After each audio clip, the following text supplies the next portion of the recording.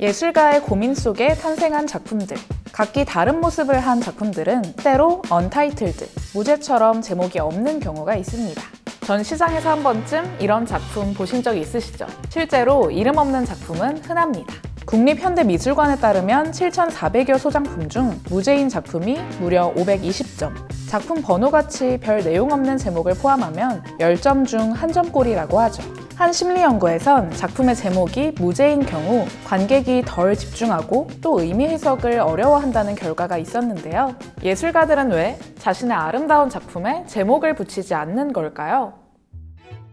사실 18세기 이전만 하더라도 오히려 작품 제목이 흔하지 않았습니다. 18세기 이전에는 미술관이나 미술시장이 잘 발달하지 않았는데요. 때문에 작품 대부분은 성당이나 후원자의 저택에 머물러 있었죠. 이 시기의 작품들은 특별한 이유가 없다면 다른 곳으로 옮겨질 일이 없었고 한 공간에 지속적으로 머물렀습니다. 그곳에 있는 그 작품 하면 대부분 알아들었기 때문에 별달리 이름은 필요하지 않았죠. 후원자의 요청에 의해 만들어진 작품의 경우 완성 이전에 예술가와 후원가 사이 충분한 논의가 있기 마련이었습니다. 서로가 작품의 의미를 이해하기 때문에 별도로 명칭이 있을 필요는 없었죠. 뿐만 아니라 공공에 공개된 작품이라 하더라도 이 시기엔 대부분 신화나 역사같이 친숙한 소재들을 그렸는데요. 같은 사건이나 이야기로 다른 예술가들이 작품을 다시 그리는 게 흔했기 때문에 신화나 역사적 사건을 제목으로 붙이는 것도 큰 의미가 없었죠. 관객들이 이미지만 봐도 내용을 다 알 수 있었기 때문입니다.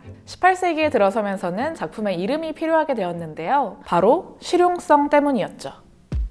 18세기, 전쟁이 많아지고 시장이 발달하면서 유럽에는 전리품을 비롯한 작품들이 많아졌습니다. 이를 보관하거나 거래하기 위해 다양한 기관이 생겨났는데요. 루브르 같은 미술관도 생겨나고 소더비, 크리스티 같은 경매장도 생겨났죠. 순회 전시와 거래를 통해 작품이 순환될수록 작품 이름에 대한 필요성은 증가했습니다. 변화하는 환경과 다양한 문화적 맥락 속에서 입으로만 정보를 전달하기엔 역부족이었고 작품의 의미를 일관되게 전달해야 했기 때문이죠. 때문에 미술 시장의 필요에 따라 작품의 라벨링과 분류가 시작되었습니다. 이 시기 살롱이나 그룹 전시에 출품하는 작가들은 작품 이름을 적어야만 했습니다. 또 18세기 이전에 만들어진 작품들에 이름이 붙여지기도 했죠. 하지만 시장의 필요와 실용성에 입각해 만들어진 제목 붙이기 관습은 반대로 예술가의 의도를 망칠 수 있었습니다. 특히나 예술가가 열린 결말로 작품을 전달하고자 할 때 그 문제는 커졌죠. 18세기를 지나 19에서 20세기로 넘어오면서는 작가의 의도가 중요해지기 시작합니다. 특히나 추상회화의 발전은 작품 제목의 역사에 큰 영향을 끼쳤는데요. 단순히 어떤 대상을 재현하는 예술에서 벗어나기 시작하면서 관람객의 상상을 극대화하기 위해 제목이 생략되기 시작했죠. 작품을 통해 시각적인 단서만을 던지고 싶은 예술가들은 언어적인 영역으로부터 벗어나길 원했는데요. 추상회화 작가 클리포드 스틸은 작품 제목을 거부하며 목격자들을 돕거나 방해하기 위한 어떠한 암시도 원치 않는다 말했습니다. 그러면서 자신의 작품을 로르샤 테스트에 비유했는데요. 로르샤 검사는 심리검사의 일종으로 어떤 모호한 형상을 보고 사람들이 해석해내는 방식을 통해 그 사람의 성격을 파악하는 기법을 말합니다. 클리포드 스틸은 로르샤 검사처럼 자신의 작품을 보면서 사람들이 자신만의 영혼이 어떤 상태에 있는지 돌아보길 바란다고 말했습니다.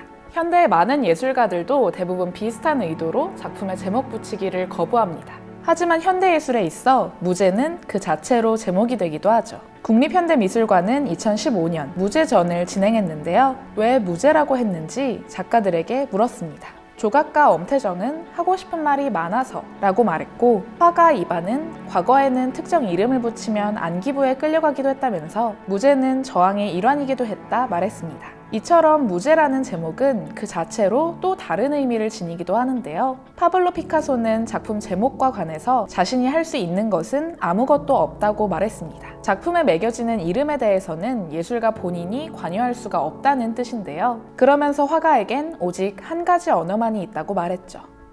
더 다양한 의미를 전하기 위해 이름이 지워진 작품들. 이름 없는 작품들은 우리에게 어떤 말을 건네고 있을까요?